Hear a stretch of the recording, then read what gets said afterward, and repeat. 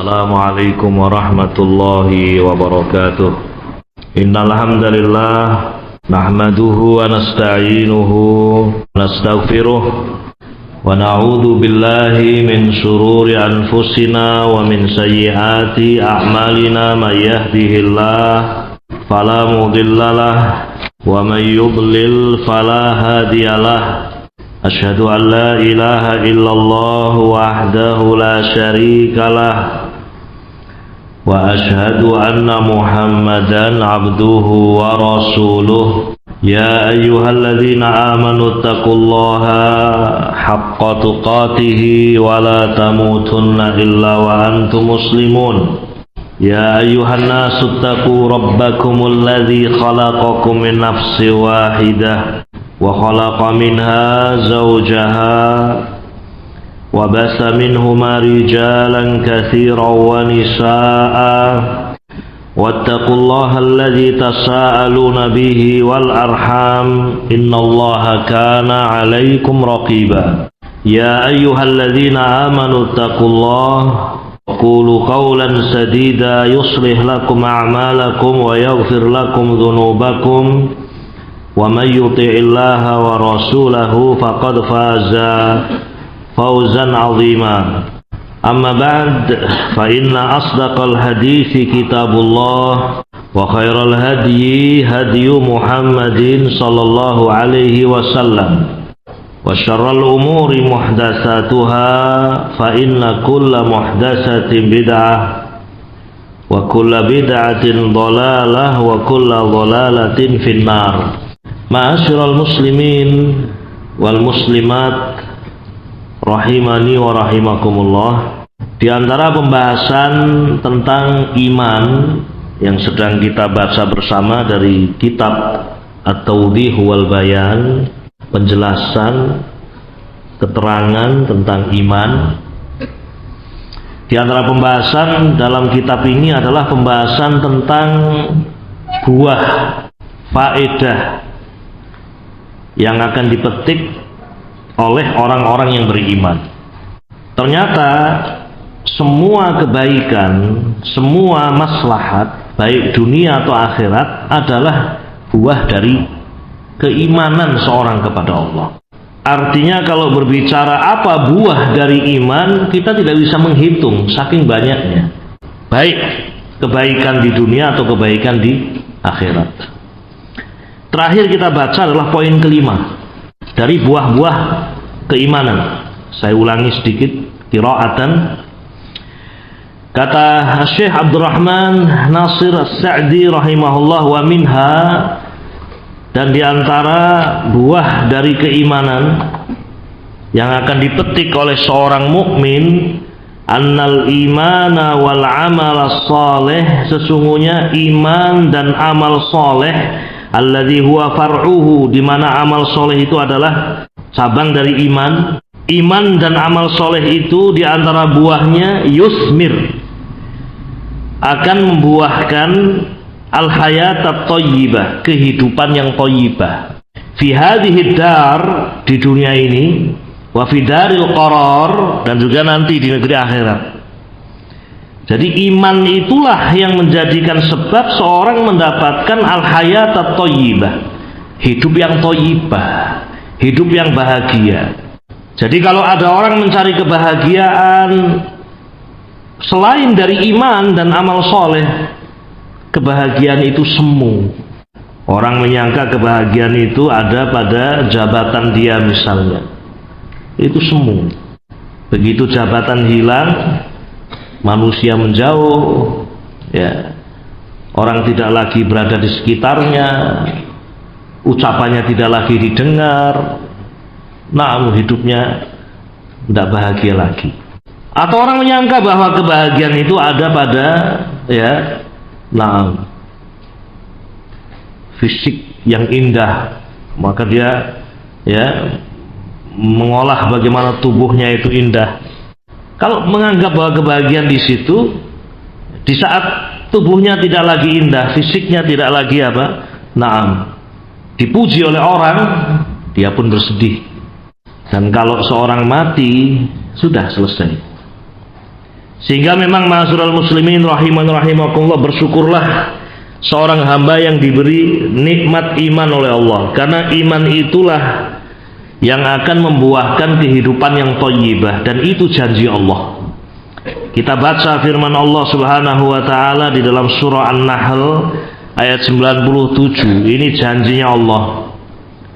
Allah Subhanahu wa taala berfirman, "Man 'amila shalihan," siapa yang beramal soleh, min dzakarin aw unsa, baik dia laki-laki atau perempuan, kalau dia beramal soleh, wa huwa mu'minun, dan dia beriman, bukan hanya beramal soleh saja, tapi dia beriman, falanuhyiyannahu hayatan thayyibah, sungguh kami akan hidupkan dia dengan kehidupan yang thayyibah, akan anugerahi dia dengan hayatan thayyibah, kehidupan yang thayyibah, yang baik, penuh dengan kebahagiaan di dunia. Adapun di akhirat, kata Allah, walanajziyannahum, dan kami Allah akan memberikan balasan, sungguh akan memberikan balasan, ajrahum bi ahsani ma kanu ya'malun, dengan balasan yang lebih baik dari apa yang mereka kerjakan. Jelas pahala di akhirat lebih baik. Bagaimana tidak, kekal selama-lamanya, itu saja sudah luar biasa. Berapa lama kita beramal di dunia ini? Sebentar. Berapa kita beramal soleh di dunia ini? Pernah kita hitung? Sebentar kita beramal. Taruh umur kita 60 tahun, 15 tahun masa kita belum balik, tersisa 45 tahun. 45 tahun untuk tidur berapa? Sepertiganya lagi. Tersisa dikurangi 15 tahun lagi, tinggal 30 tahun lagi. Belum lagi digunakan untuk makan, minum, bekerja. Berapa banyak ibadah yang kita lakukan? Kemudian berapa ibadah yang kita lakukan itu yang betul-betul baik, ikhlas karena Allah Subhanahu.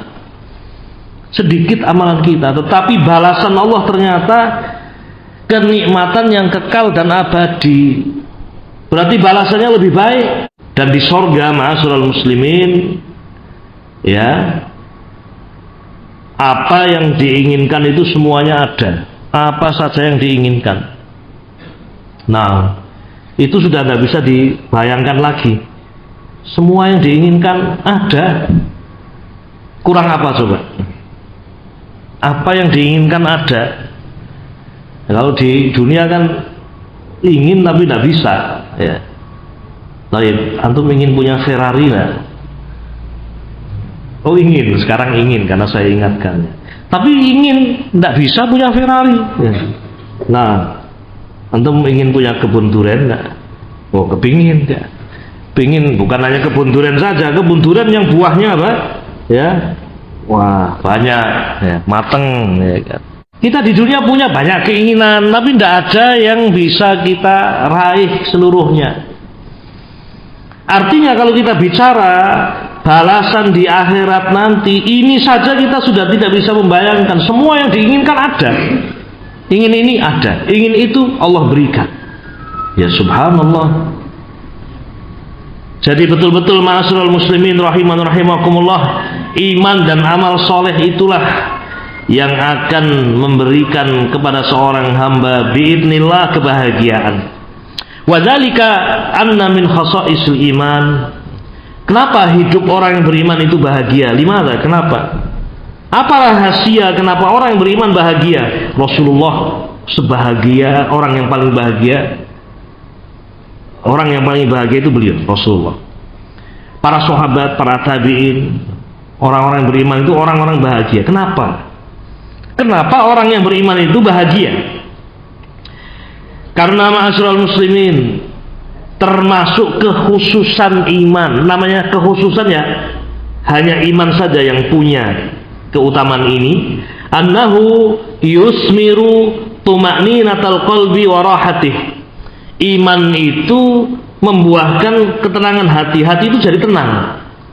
Tenang hatinya. Ya, iman kepada Allah, iman kepada kekuasaan Allah, iman kepada kekayaan Allah. Tenang hati itu. Warahati juga lapang. Wa qanaatihi bima razaqallah. Orang yang beriman itu qanaah, merasa cukup dengan apa yang Allah beri, bersyukur. Namanya orang bersyukur, qanaah itu bahagia.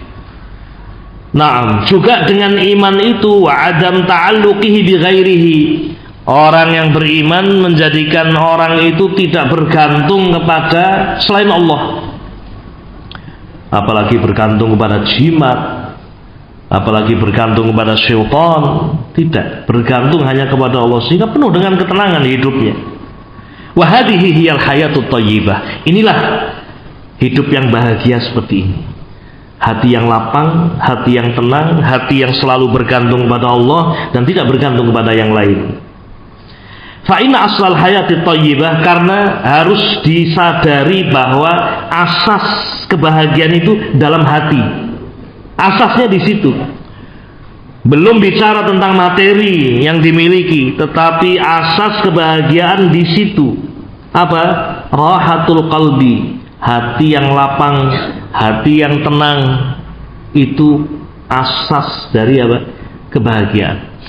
Makanya orang kalau tenang, ya, di pinggir sungai pun dia bisa tidur, ya. Capek tidur, tinggal tidur saja, tidak takut ini, tidak takut itu, tenang dia, bahagia. Wabillahi taufiq. Petani, ya, tidak kaya petani itu, ya. Tapi kalau dia beriman luar biasa, berangkat ke sawah pagi pada subuh, ya, berangkat tenang, ya. Dia tanam, tawakal kepada Allah, mudah-mudahan tumbuh. Hidup dia tenang. Jadi asal dan asas kebahagiaan itu pada hati. Wa adam tasawwusihi mimma yatasawwas minhul faqidu lil imani sahih, dan kebahagiaan itu akan diraih oleh hati-hati orang yang beriman, karena hatinya orang yang beriman tidak terganggu. Tidak terganggu dengan gangguan-gangguan yang itu ada pada orang-orang yang tidak beriman. Orang yang tidak beriman hidupnya sempit, karena tidak ngerti jalan.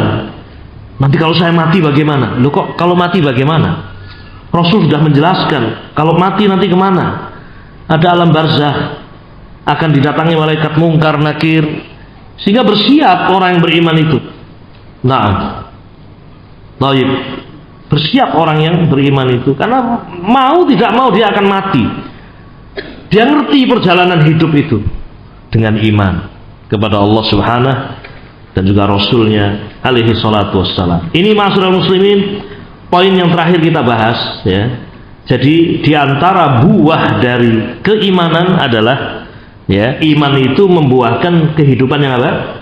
Bahagia, kehidupan yang tentram di dunia ini. Dan jangan ditanya bagaimana di akhirat kelak. Di akhirat Allah memberikan balasan dengan balasan yang lebih. Kita masuk pada poin yang keenam, ma'asyiral muslimin, dari poin-poin yang disebutkan oleh mu'allif rahimahullah.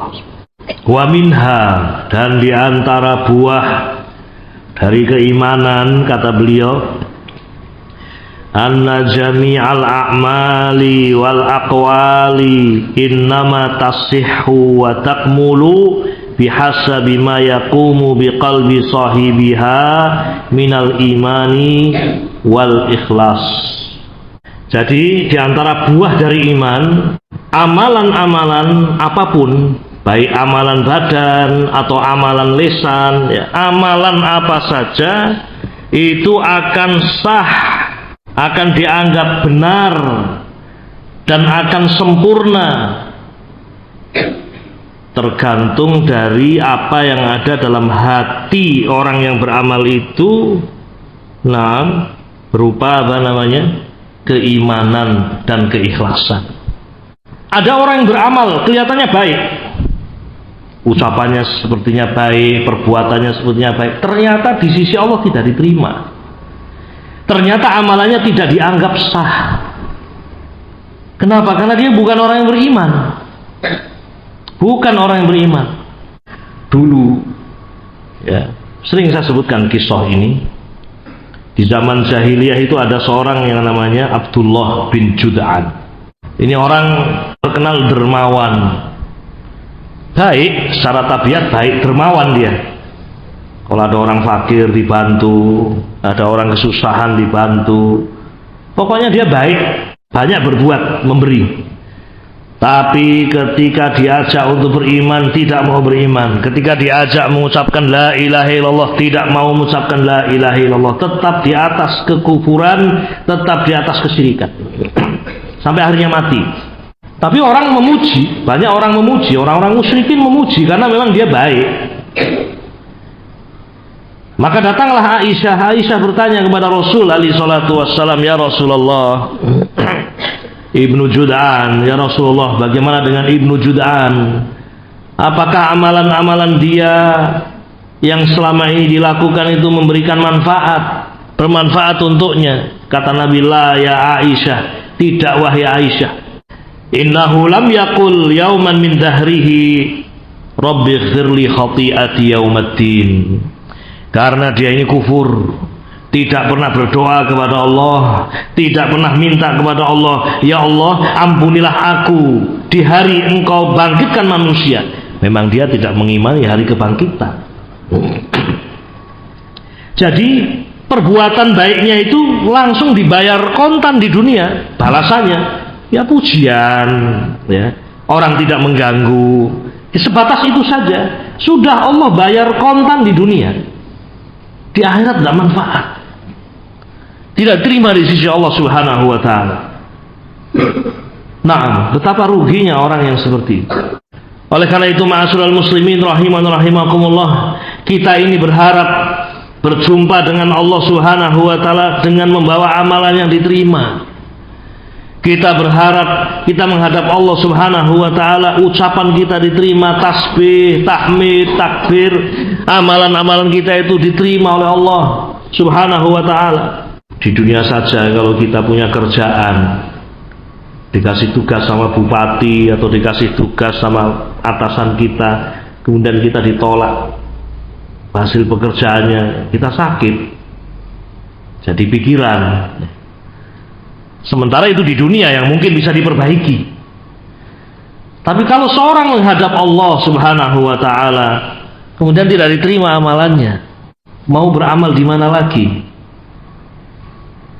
Oleh karena itu di dunia inilah saatnya ma'asyiral muslimin seorang mengerti bahwa syarat diterimanya amalan dan syarat amalan itu akan diberi pahala oleh Allah adalah ketika amalan itu dibangun di atas iman, dibangun di atas ikhlas.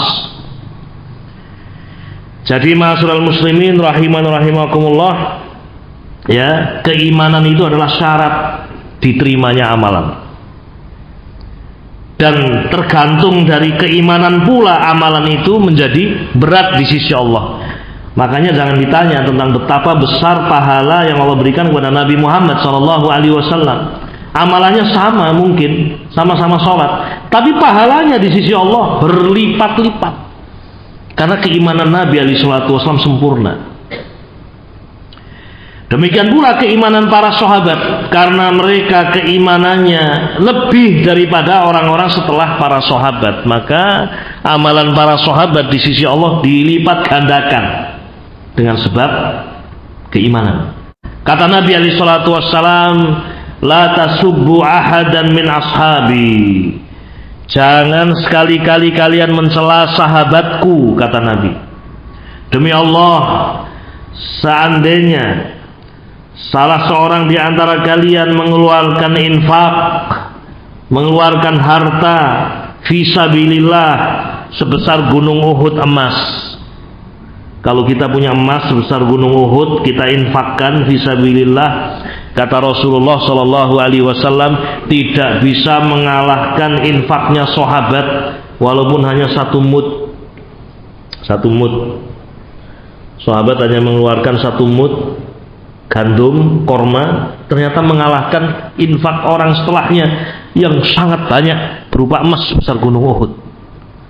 Kenapa? Karena yang sedikit yang dikeluarkan oleh para sahabat dilipat gandakan di sisi Allah. Kenapa dilipat gandakan? Sebabnya adalah hati mereka, kesempurnaan iman, kesempurnaan keikhlasan. Banyak orang berbicara ikhlas kalau barang itu sudah tidak ada. Sudah Pak, ikhlasan saja, orang sudah hilang, ya. Ikhlaskan saja karena sudah hilang, diniatkan saja untuk sedekah. Ya beda dengan ketika seorang mengeluarkan sejak awal. Artinya tingkat keikhlasan pun berbeda. Nah, kita lanjut ma'asyiral muslimin. Dalil bahwa iman itu adalah syarat diterimanya amalan. Walihada yadhkurullahu hadha syarta alladhi huwa asasun aw asasu kulli amalin. Oleh karena itu, di dalam Al-Quran Allah menyebutkan syarat ini, yaitu apa? Iman.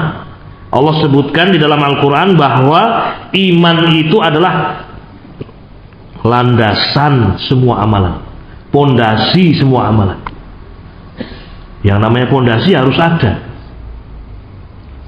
Allah berfirman dalam surah Al-Anbiya, ini di antara ayat, bukan satu-satunya ayat. Di dalam surah Al-Anbiya ayat 94 Allah berfirman, "Faman ya'mal minas salihati wa huwa mu'minun fala kufrana li sa'yihi."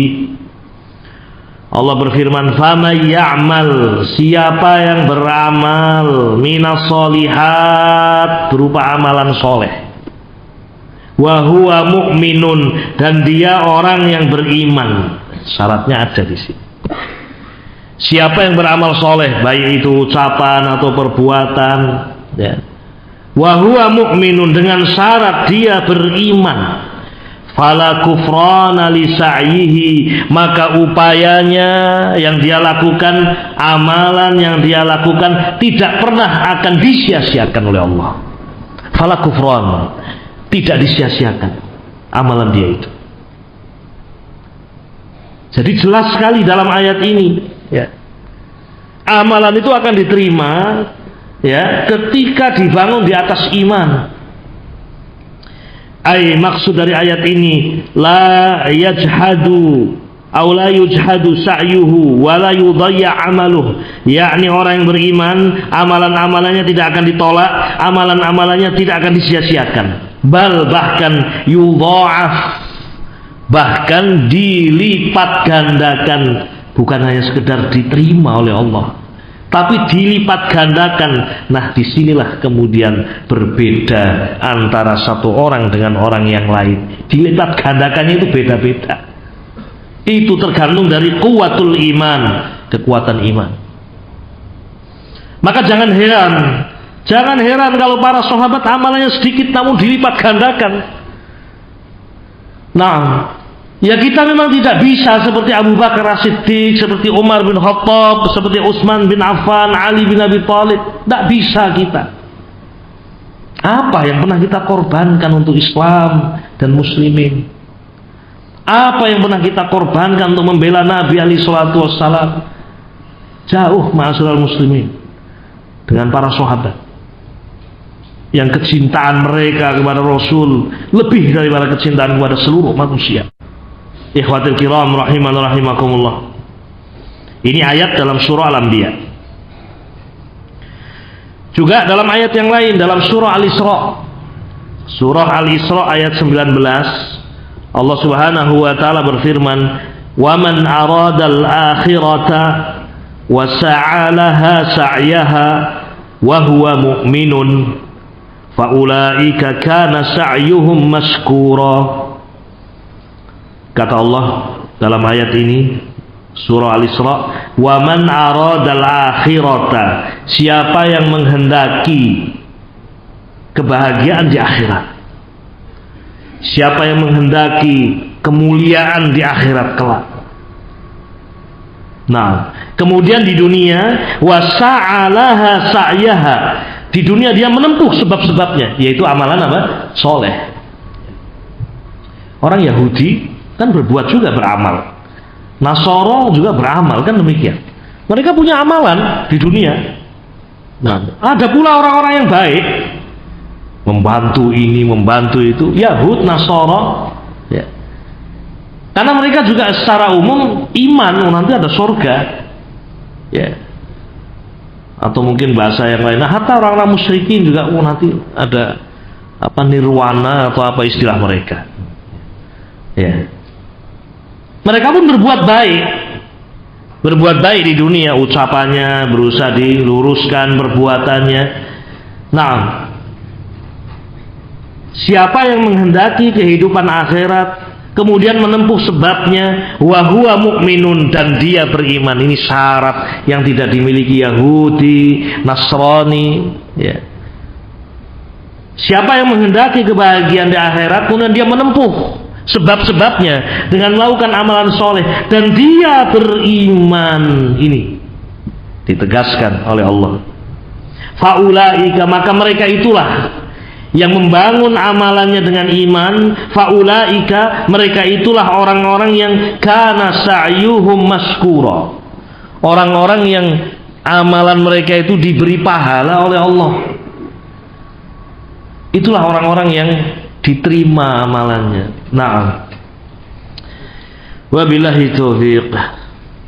Wasa'yu lil akhirah, yang dimaksud dengan usaha meraih akhirat adalah semua amalan yang mendekatkan diri kepada Allah Subhanahu wa taala, minal a'mal, berupa amalan-amalan allati syara'aha Allahu ala lisan nabiyhi Muhammadin sallallahu alaihi wasallam. Jadi orang yang betul-betul menghendaki akhirat itu ya di dunia menempuh sebab berupa amalan soleh yang diajarkan oleh Nabi alaihi salatu wassalam. Kemudian dibangun iman itu di atas keimanan.